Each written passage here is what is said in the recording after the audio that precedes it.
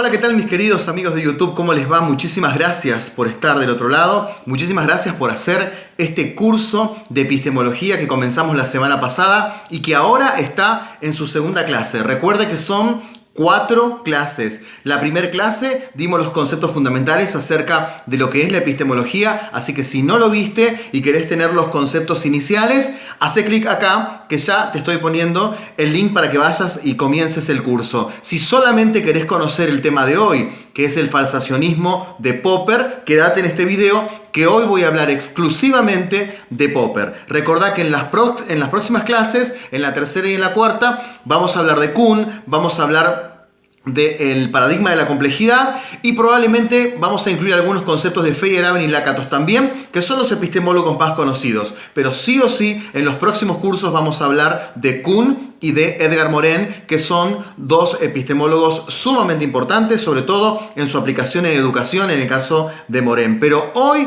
nos toca hablar nada menos que uno de mis pensadores preferidos, que es el señor Popper. Vamos a tratar de explicar porque si a Popper no le damos una armonía de explicación, lo que puede ocurrir es que Popper nos termina confundiendo entre tantos conceptos. Los conceptos que sí o sí tenemos que aprender en este video de hoy son inductivismo, los tengo anotados porque realmente hasta a mí como explicador me puede llegar a confundir.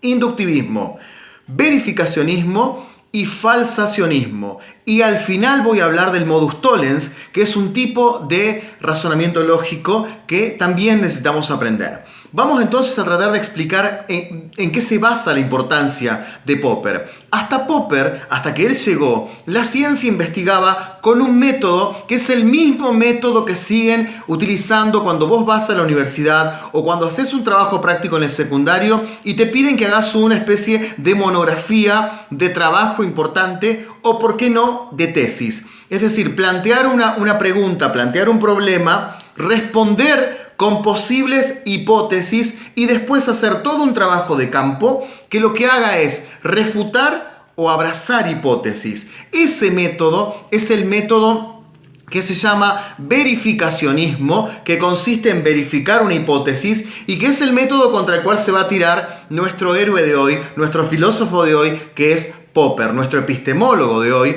arduo epistemólogo Popper. Él dice: este método es metafísica, este método hace del epistemólogo un artista que está buscando algo que quiere buscar. Digámoslo de un modo, más coloquial. Supongamos que nosotros vamos a hacer una pregunta. Vamos a preguntarnos, por ejemplo, ¿por qué? O sea, esto es una pregunta de investigación científica. ¿Por qué los delfines sacan la cabeza del agua? ¿Sí? Entonces tenemos posibles hipótesis. Una hipótesis, porque tienen un sistema interno que los oxigena, etc. Segunda hipótesis, porque son en realidad los primeros padres del ser humano en la evolución y demás. Cualquiera de las hipótesis que nosotros abracemos va a ser un prejuicio que ya de antemano fuimos marcando. Es decir, nosotros dijimos, y porque probablemente evolucionen, los seres humanos evolucionemos del delfín. Dice Popper, ya estás marcando un camino, ya estás haciendo metafísica, ya estás imponiéndome algo que en algún punto va a recorrer ese camino. Vos vas a recorrer ese camino científico investigando algo que vos de antemano ya me venías dictaminando. Así que no está de acuerdo Popper con este método como el método total que tiene que tener la ciencia. Y él propone un método alternativo que después lo voy a explicar y que se llama falsacionismo. Pero antes de llegar a esto, tenemos que también razonar desde la lógica. Para entender a Popper hay que saber algo de lógica, así que vamos a hacer un cursito acelerado de lógica. ¿Qué significa el inductivismo? Que es otro concepto que nos importa. ¿Qué es el inductivismo? Bueno, cualquier persona que se inicia en filosofía, en primer año de la carrera de filosofía, tiene lógica. ¿Por qué? Porque la materia lógica nos aclara un montón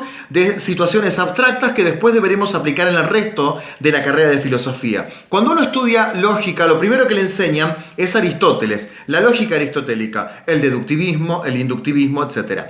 ¿Qué dice el inductivismo? Dice que si yo tengo un caso con una determinada consecuencia, 5 casos con la misma consecuencia, 100 casos con la misma consecuencia, inductivamente trazo una raya y digo, todos los casos exactamente iguales tendrán la misma consecuencia. Pasemos esto al criollo. Si yo digo, el perro de aquí enfrente dice wow, cuando ladra, hace wow. El perro de mi hermana que vive acá al lado, cuando ladra, hace wow. Los 100 perros que se me cruzaron en la calle cuando yo iba, cuando ladran, hace wow. Trazo una raya e inductivamente afirmo, todos los perros cuando ladran hacen wow. ¿Se entiende? ¿Qué dice Popper? Bastará con que aparezca un solo perro que diga miau y se derrumba toda esa teoría científica inductiva que hicimos. Obviamente que hay que decir, entre paréntesis, que por ejemplo la medicina se sostiene con el inductivismo. Y es lícito y es educativo que los docentes nos basemos en el inductivismo. A ver, ¿qué quiero decir con esto? Que digamos, por ejemplo, si una persona no se alimenta bien en la adolescencia, va a tener problemas. ¿Por qué? Porque ya tenemos infinitos casos de personas que no se alimentaron bien en la adolescencia y han tenido problemas de salud. En algún punto podemos filosofar con Popper, pero tenemos que ser inductivistas, sobre todo en cuestiones médicas, ¿sí? Si a muchísimas personas les duele la cabeza y toman un paracetamol, tracemos la rayita y digamos, todo aquel que toma un paracetamol calmará su dolor de cabeza. ¿Se entiende? Es decir, el inductivismo es lo que le sirve a la sociedad para sostenerse y para tener un poco de racionalidad. Es decir, uno utiliza todo el día, cotidianamente, el inductivismo. Uno dice, por ejemplo, me va a llevar un taxista. ¿Cuál es el taxista que uno va a elegir? El taxista que ya llevó a 10 vecinos y a esos 10 vecinos los llevó protegidos a velocidad legal, no hizo nada raro. ¿Se entiende? Es decir, todos somos inductivistas a la hora de elegir. Todos trazamos esa raya y generalizamos. ¿Pero qué nos dice Popper? Y tiene razón. Nunca podemos tener verdades científicas definitivas con esto. Porque bastará con que aparezca un solo perro que diga miau, bastará una única persona que no se haya curado con el paracetamol, bastará una única persona que haya utilizado por ejemplo, que haya usado el servicio de ese taxista y se haya accidentado para que esta rayita no sirva de nada, para que la regla se derrumbe. Entonces, el inductivismo, que es esto que yo dije, trazar la raya y generalizar, más el verificacionismo, que es el decir, bueno, afirmo una hipótesis de antemano y después la compruebo, ¿sí? Yo digo, bueno, una hipótesis puede ser, evidentemente deben tener un pulmón especial, por decir así, los delfines por eso sacan la cabeza, y después la afirmo.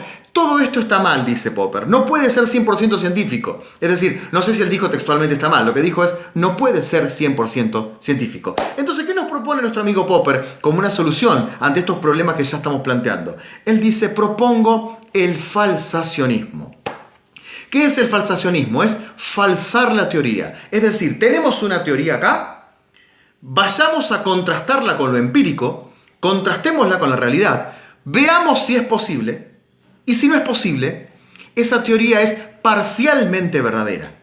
Lo que Popper nos está afirmando es que las teorías no son definitivamente verdaderas, como nos decía el positivismo. El positivismo nos decía en el pasado, amigos, 2 más 2 es 4. Siempre. Por ejemplo, acá yo tengo un mate argentino santafesino, me gusta decirle.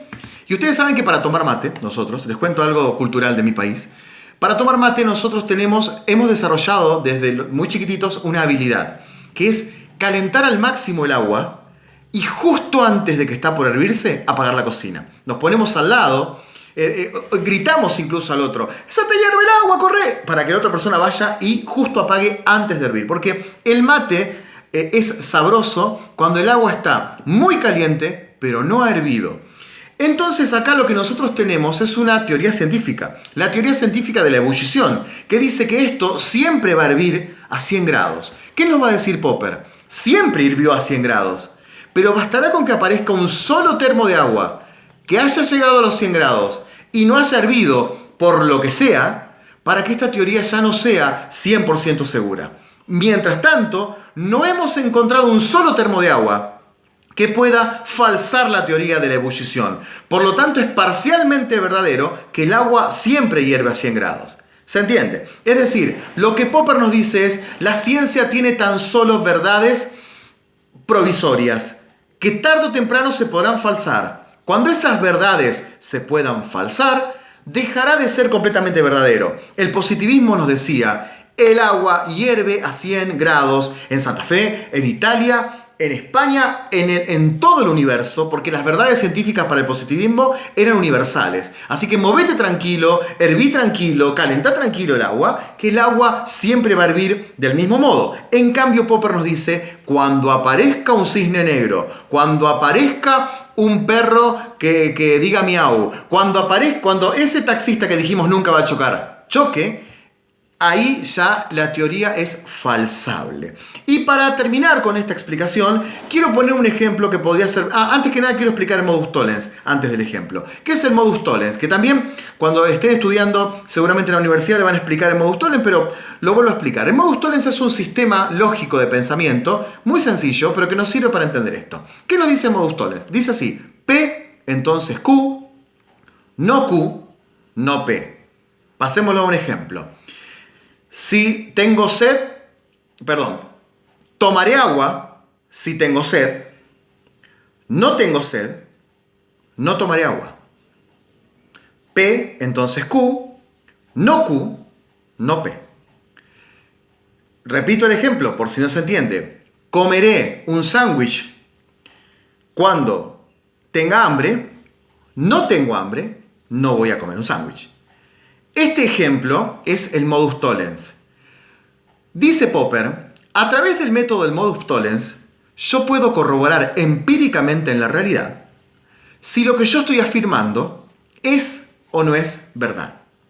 Vamos a un ejemplo. Supongamos que en la laguna Setúbal de aquí, de mi querida ciudad de Santa Fe, alguien le saca la foto, o una foto trucada, o lo que sea, a un monstruo como el monstruo del lago Ness. ¿Sí? ¿Conocen la historia del monstruo del lago Ness? Bueno, el monstruo de la laguna Setúbal de Santa Fe. Entonces alguien dice en la noche, le saca una foto y aparece, qué sé yo, pueden ser no sé, un monstruo con forma de dinosaurio y la televisión va y los periodistas transmiten como Ken Brockman, ¿no? Acá ya venden merchandising y demás con el monstruo. Igual. ¿Qué nos va a decir el principio de investigación que Popper no quiere? Vamos a afirmar hipótesis. Primera hipótesis, el bicho existe porque alguien le sacó una foto. Vamos a abrazar esta hipótesis o a refutarla. Y vamos a investigar y veamos. ¿Qué nos dice Popper? Al ir con una hipótesis semicomprobada, ya estamos formando una opinión. Esto no es ciencia, dice Popper. Esto es metafísica y arte. Entonces, ¿qué nos dice Popper? Hagamos algo. Falsemos la teoría y veamos que esta teoría es falsa. ¿De qué modo? Dice así. Por ejemplo, una afirmación que podríamos hacer afirmándolo desde Popper es la siguiente. Para que exista un monstruo que mida, supongamos, un monstruo que mida 3 metros, necesitará una cantidad determinada de peces o de comida que le den de comer a este monstruo que está acá. No hay en toda la laguna Setúbal suficiente comida para que sobreviva este monstruo. No hay monstruo. Fíjense cómo Popper nos ayudó a que no caigamos en el montaje mediático que se podría hacer con un monstruo. Porque nos está diciendo, repito, para que exista ese monstruo tiene que haber un ecosistema que lo acompañe. No hay en la laguna Setúbal ese ecosistema, no hay monstruo, muchacho. Por más fotos que me muestres, por más que mi tío lo haya visto, por más que alguien haya dicho yo en la noche vi que corrió, es falsable, no es verdad científica. Por más que vayamos con una hipótesis a ver a comprobarla o no, no es posible porque la realidad empírica ya lo refutó. Espero haber sido claro con esta explicación, espero sus preguntas.